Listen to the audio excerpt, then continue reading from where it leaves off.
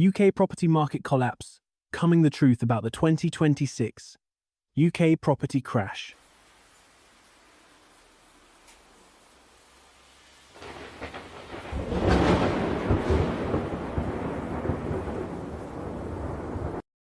Let's just be completely honest for a second. If you're sitting there right now, taking home a £30,000 salary, trying to get on the UK property ladder feels like an absolute joke. By the time you've paid your rent, sorted your winter heating bill, and watched the price of your weekly shop at Tesco or Asda creep up yet again, scraping together a deposit feels practically impossible. 2025 was a total write-off for buyers. We had mortgage rates choking the life out of working people, the stamp duty threshold dropping in March, and everyone holding their breath over the autumn budget. The market didn't just slow down, it flatlined. But here's the thing. You wake up in early 2026. You open your phone, and the headlines are absolutely screaming at you. Half of them are saying the housing market is collapsing, and the other half are claiming record-breaking asking prices. It is utter chaos. So, who's actually telling the truth?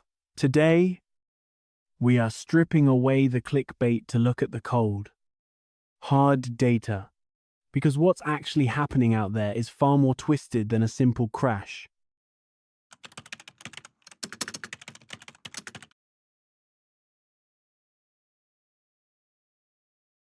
If you want to understand the housing market, you have to look at the 5 major indices.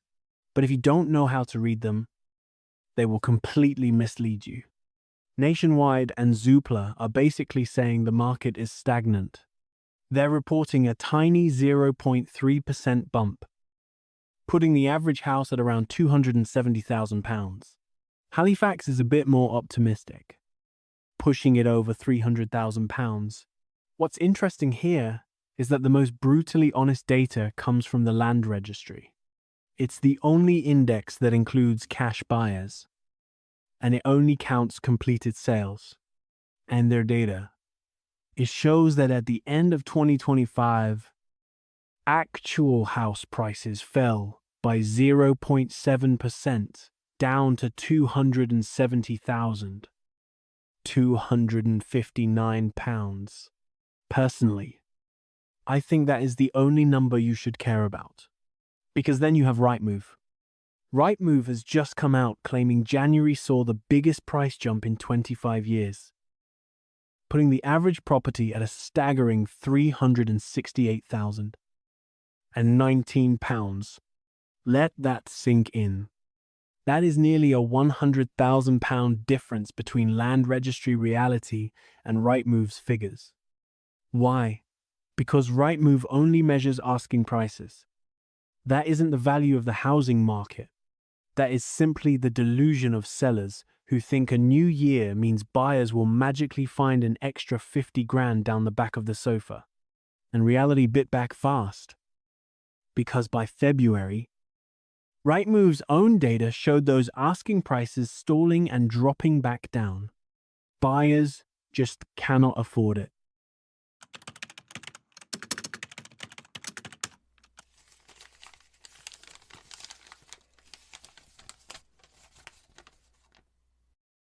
So why did sellers suddenly get so greedy in January? It's the classic January bounce. People get past Christmas.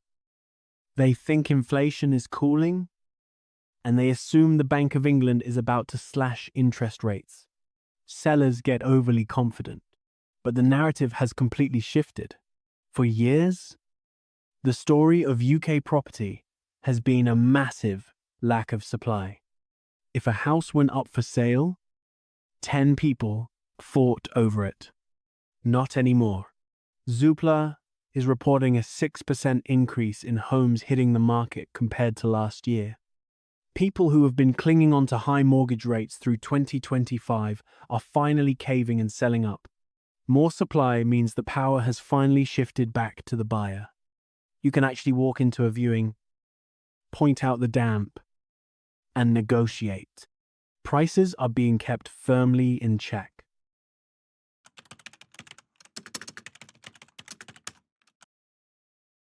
You cannot look at the UK as one single housing market right now. The data is entirely fractured. And it all comes down to one word: affordability. If you live in London or the Southeast, I genuinely feel for you. The market down there is suffocating. RICS data shows surveyor confidence in London plummeting to -40%. Properties are already so wildly expensive that even a slight bump in mortgage rates prices out the entire working class. Throw in the looming 2028 mansion tax on premium homes, and the top end of the market is paralyzed. But look up north. Northern Ireland saw property prices surge by 9.7% in 2025 alone. Since the start of the pandemic, the average home there? That's a £60,000 gain.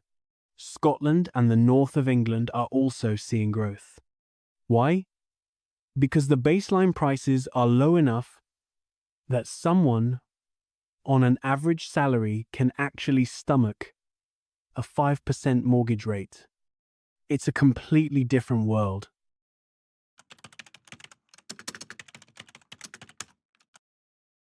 Now, the major estate agents: Hamptons, Savills, nationwide, they are all predicting that house prices will grow modestly in 2026. Maybe by 1.5% to 4%. Their entire narrative is based on the idea that inflation is beaten and mortgage rates will slowly come down.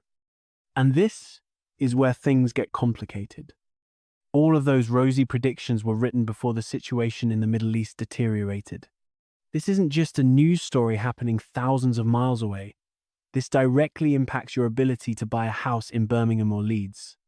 If the conflict in Iran escalates, shipping routes get disrupted, supply chains bottleneck, and the price of oil spikes.